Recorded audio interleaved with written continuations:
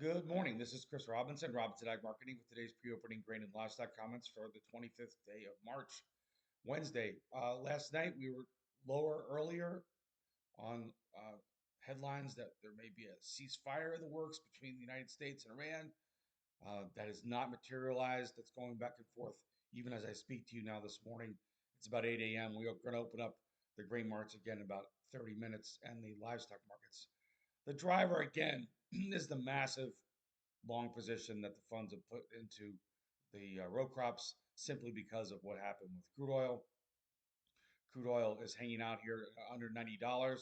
Obviously, if things were to go sideways with the peace talks, potentially you'd have an increase in conflict, and that could also drive the price of oil higher. So for now, there are conflicting stories. Some tankers are actually getting through the Strait of Hormuz if they're paying for uh, Iran a fee. There's all kind of news that's out there.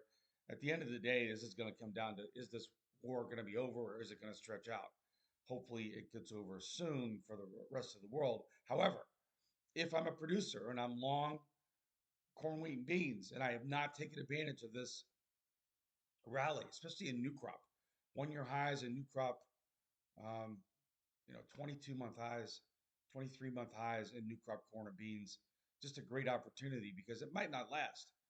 If crude oil was to go back down to where we were at Christmas time at 55 bucks, I can't imagine that you're going to continue to have this big long bet in commodities, which is a big reason we've had the rally in the grains. So take advantage of it. Don't try to outguess it.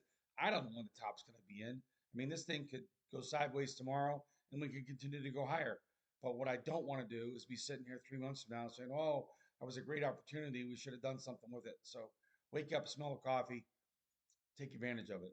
We do have the planning intentions report um, next week, the last day of the month. That generally is a uh, report that can move the market. That one and the June report are the next two big reports. So now, is there a drought developing? I don't know. Every year we run into this thing where it's hot and dry in certain areas, and now we've got this ridge in the west. And who am I to say that we are or are not going to have a drought? I have no idea. I've been doing this in one way, shape, or form since 1991. And all I heard about in the first 5 years of my career was the '88 drought, and then we didn't really have anything again until 2012. So, are we going to have one? I don't know. If we do, this is not a year then to go get aggressive and sell a bunch of calls to pay for puts.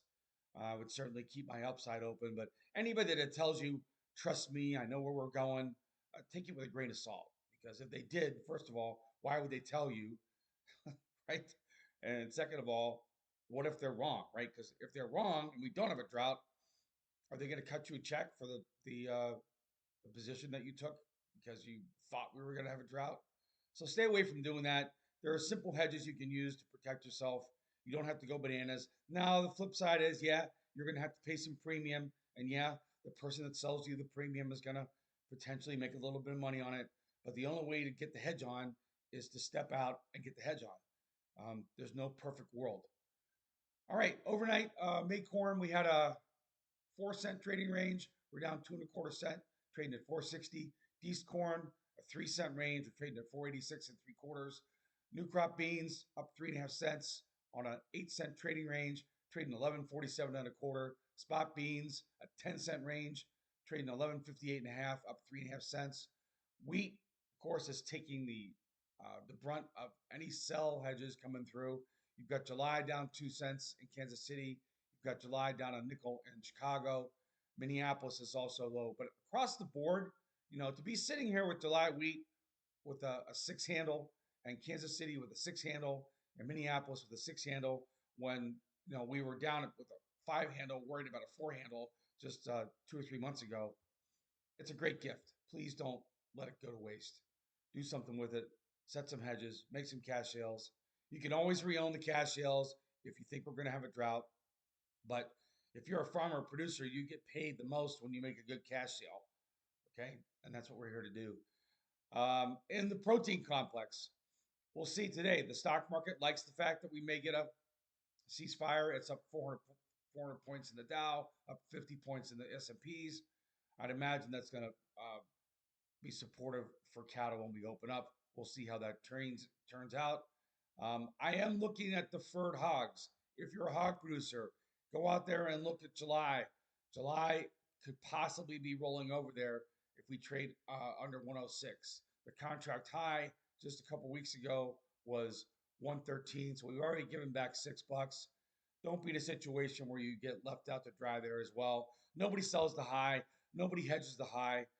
Try and protect the meat of the move. This is Chris. If you need some help, give me a call 312 638 8868. Have a great rest of the day.